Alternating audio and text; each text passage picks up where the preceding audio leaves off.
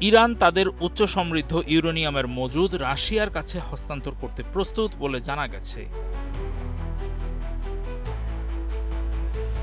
Saudi সংবাদ মাধ্যম আল হাদাস খবরটি জানিয়েছে। 18 মে একটি ফাঁস হওয়া নথির বরাত দিয়ে সংবাদ মাধ্যমটি জানায়, পাকিস্তানের মাধ্যমে মার্কিন যুক্তরাষ্ট্রের কাছে পাঠানো ইরানের সর্বশেষ শান্তি প্রস্তাবের অংশ হিসাবে এই ধারণাটি তুলে ধরা হয়েছে। পাকিস্তানের মধ্যস্থতায় ইরান যুক্তরাষ্ট্র পরোক্ষ আলোচনা গত এপ্রিলের শুরুতে যুদ্ধবিরতি প্রতিষ্ঠার পর থেকে স্থবির হয়ে রয়েছে। এর আগে গত ফেব্রুয়ারির শেষ দিকে ইরানের বিরুদ্ধে মার্কিন যুক্তরাষ্ট্র ও ইসরায়েলের শুরু হওয়া 1 মাসের হামলার পর এই যুদ্ধবিরতি হয়েছিল। ওয়াশিংটন এবং তেহরান দুই পক্ষই তখন থেকে একে অপরের দাবি প্রত্যাখ্যান করে সংঘাতের অবসান ঘটাতে বারবার নিজস্ব প্রস্তাব পেশ করে আসছে। আল হাদাসের প্রতিবেদন অনুযায়ী ইরান দীর্ঘ সময়ের জন্য তার পারমাণবিক কর্মসূচি স্থগিত রাখতে প্রস্তুত বলে জানা গেছে, তবে তা কেবল এক শর্তে। শর্তটি হল তাদের উচ্চ সমৃদ্ধ ইউরেনিয়াম মার্কিন যুক্তরাষ্ট্রের পরিবর্তে রাশিয়ার কাছে হস্তান্তর করা হবে। আল হাদাস আরও জানিয়েছে, তেহরান এখনও তাদের পারমাণবিক কর্মসূচি সম্পূর্ণরূপে বন্ধ বা ভেঙে দেওয়ার বিষয়টি নাকচ করে দিচ্ছে।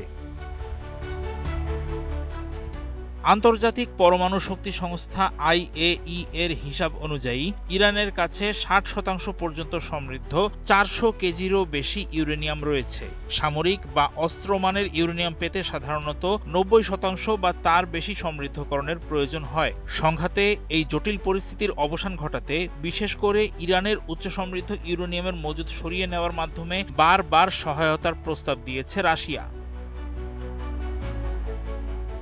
চলতি মাসের শুরুর দিকে রুশ প্রেসিডেন্ট ভ্লাদিমির পুতিন সাংবাদিকদের বলেন, আমরা কেবল এমন প্রস্তাব দেইনি, 2015 সালে আমরা এরই মধ্যে একবার এটি বাস্তবায়নও করেছি। ইরানের আমাদের উপর পূর্ণ আস্থা রয়েছে এবং তা এমনি এমনি নয়। রাশিয়া কখনোই তার চুক্তি লঙ্ঘন করেনি বলে উল্লেখ করে পুতিন জোর দিয়ে বলেন, তারা ইরানের শান্তিপূর্ণ পারমাণবিক কর্মসূচিতে তাদের সঙ্গে সহযোগিতা অব্যাহত রেখেছে।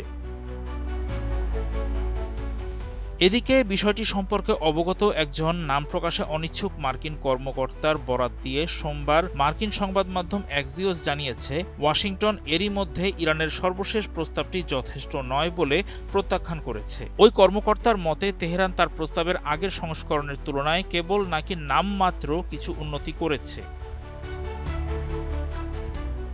মার্কিন প্রেসিডেন্ট ডোনাল্ড ট্রাম্প বারবার জোর দিয়ে বলেছেন, ইরানের উচ্চ সমৃদ্ধ ইউরেনিয়াম যুক্তরাষ্ট্রের কাছে হস্তান্তর করতে হবে। গত সপ্তাহে তিনি ফক্স নিউজকে বলেছিলেন, ওই মজুদ হাতে পেলেই কেবল তিনি মানসিকভাবে স্বস্তি পাবেন।